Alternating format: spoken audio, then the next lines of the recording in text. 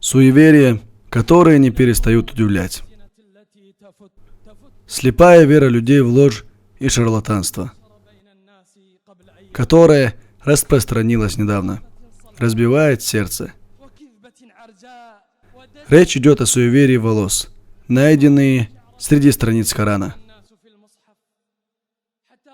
Некоторые дошли до того, что говорят: тот, кто откроет Коран, найдет волос суре Аль-Бакара на такой-то странице, пусть положит его в воду, выпьет и таким образом излечится от болезней и избавится от вирусов.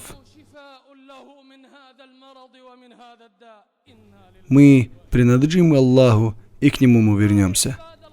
Клянусь Аллахом, о рабы Аллаха, не знаю, что сказать, кроме слов: «О Аллах, не приноси нам несчастья в нашей религии».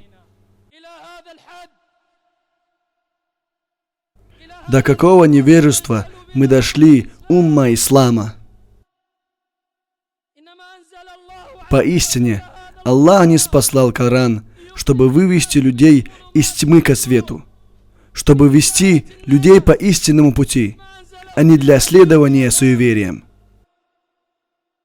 Не обращаемся к аят аль-Курси, а кладем грязный волосок в воду. Ради Аллаха, мусульмане, скажите, где ваш разум?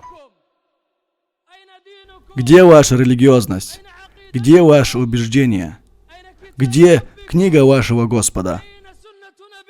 Где сунна вашего пророка? Валлахи биллахи таллахи. С болезнью справиться намного легче, чем со слабостью веры и вероубеждения. Быть может, заболевший лишится мирского. Но тот, кого постигнет беда в религии и акиде, лишается мира этого и последней жизни. Вернитесь к своей религии, рабы Аллаха. Вернитесь к своему Господу. Вернитесь к единобожию. Вернитесь к сунне вашего пророка. Оставьте суеверия, сказки. О Аллах, не приноси нам несчастья в нашей религии.